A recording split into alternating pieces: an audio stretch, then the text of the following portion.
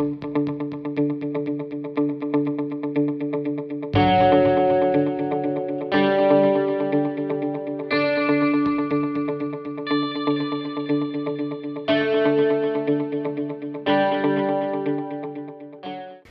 it's T with TeaQuilts, and I'm back with the final sections of Pat Sloan's Solstice quilt. I think that I have a part 1 where I just showed you the blocks that I pulled out. So if I do, I apologize for this second intro, but I want to show you what sections I'm working on. I'm actually working on this entire bottom strip all the way through to here. So here I needed an 18-inch block, and I had a 14-inch block. So in order to get it to 18 inches, I added sashing on each side. And then up here, she has a solid strip of fabric right here. So I just continued my checkerboard there. I did put a few solid strips, and when I get the entire thing put together, I'll give you a full picture of the entire quilt. So for right now, this is this section right here. So the next section is from this strip set. This column, and this column, and it's actually 6 12-inch squares, and then she have some sashing strips. So I went ahead and again and checkerboard these areas out. So let me show you the second section of this row. And I'm hoping that I can get it to all fit in the camera frame. And that's why I don't have them all up, because this quilt is huge. It's 86 inches square. So I have to put it up now in sections. Alright, so again, I was talking about how I checkerboard out all of these columns. And I just did that all the way through. And then my 12-inch squares are just sewn straight to each other. Also, after all of this was completely pieced, then this whole row of sashing was added. So that's it for the second section of this row. And then my final section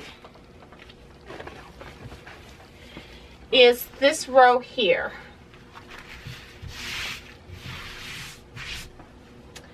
Now this time I needed to have a 24-inch finished block, as well as the sashing row up over the top.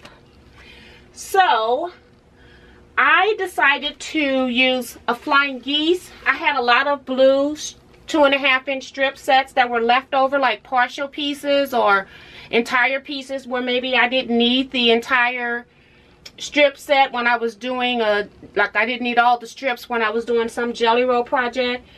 So I opted to make these flying geese from 2.5-inch strips, and I just uploaded a video yesterday on this technique so you can see how I actually made this, because this section here can just be a standalone quilt itself. You can make flying geese in any size you want, and you can also expand this out to keep going as well. So after I have my 24-inch square, I then added the checkerboard across the top. So now my next step is to actually sew these 3 panels together, and it will equal the entire bottom row, and my quilt will be 86 inches square. Now this quilt is almost the size for my bed. I tend to make quilts that are 96 inches square.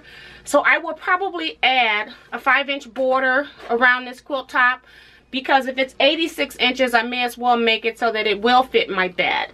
So I will come back at the end, hopefully on my quilt stand, with finished photos, as well as I'll take individual sections of this quilt row as I did on the other segments of this video. So this is part 3 of the Solstice challenge.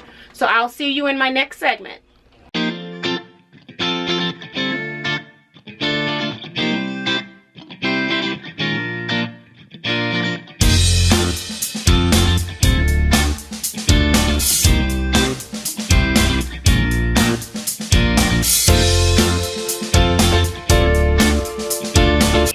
my completed quilt top. I added a 6-inch finished border around the outside edges, and so now it is actually 98.5 inches square, and I plan to do some trimming up, so I added a little bit bigger than what I needed. I like to go for 96.